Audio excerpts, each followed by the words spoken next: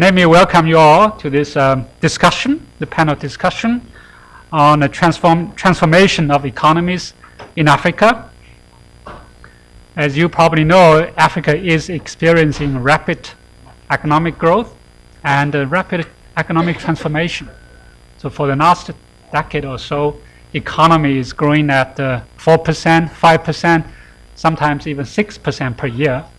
And the financial crisis didn't affect Africa much, and Africa recovered very quickly. In the meantime, Africa is also experiencing structural transformation. So the agriculture sector, the share of agriculture sector is declining. Many young people are moving to the cities. So we have seen the rapid urbanization in Africa, particularly young people moving to major urban centers like Lagos, Abuja, Accra, Johannesburg. However, Africa's transformation differs from Asia, so where I come from. So the transformation in Asia really started with agriculture. Then the urban sector began to boom, and large migration from rural to urban center, and people have jobs in the cities. But what happens in Africa is, despite this rapid transformation, rapid migration, we don't see many good jobs in the cities. So we call it urbanization without industrialization. So urbanization has moved much faster than industrialization. So as a result, the structural shifts or structural change have not benefited overall Africa economy. A recent study by Danny Roger and Maggie McMillan showed that among all the regions, only Asia, Latin America, Europe, 5 or 6 major regions in the world, Africa and Latin America actually had a very, let's say, net negative impact from structural transformation. So the structural transformation actually contributed negatively to overall economic growth, compared to 20%, 30% of the sources of growth from structural transformation in Asia. So why is that? So we have 3 distinguished panels today, panel discussions today. Firstly, His Excellency John Kufuor, the former president of the Republic of Ghana. He is the president of the John Kufuor Foundation. It's a brand new foundation, probably one of the youngest right now.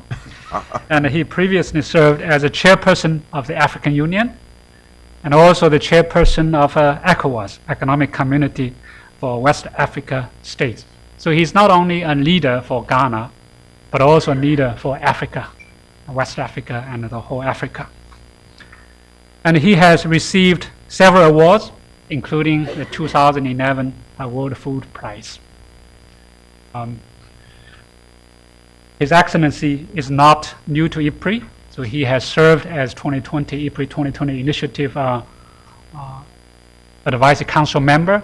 Right now, actually, he's the chair of that council. He participated in 2004 Kampala 2020 conference. Then again, he participated 2011 New Delhi 2020 conference. So he played a key role in advising IFPRI in setting the global agenda on global food security. Our second speaker is Shanta Devarajan.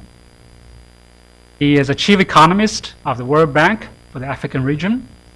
And prior to this, he held various leaderships at the World Bank, including a researcher at the Development Research Group and the Human Development Network in the South Asian region. He has also served on the faculty of Harvard University's John F. Kennedy School of Government. Our third speaker is Wangi Kimanyi. He is a senior fellow and a director of Africa Growth Initiatives at the Brookings Institution. So he's our neighbor, not very far away from here.